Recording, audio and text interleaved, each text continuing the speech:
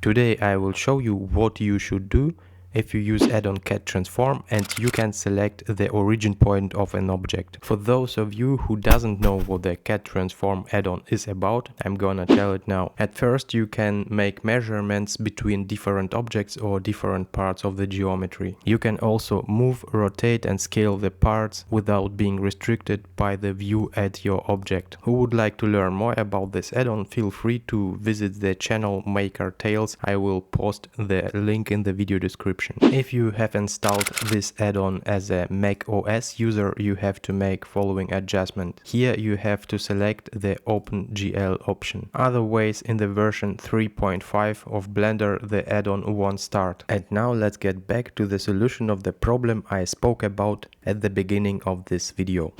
For example, if I select this object, then I use CAD Transform. Here I press G.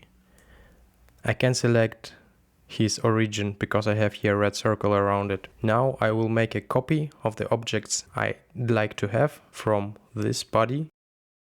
Then I press Alt D and move it along the x-axis.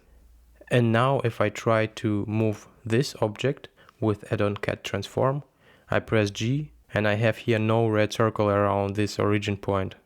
But here I have still one, here I have still also. If I go back to the object, everything was alright in the beginning.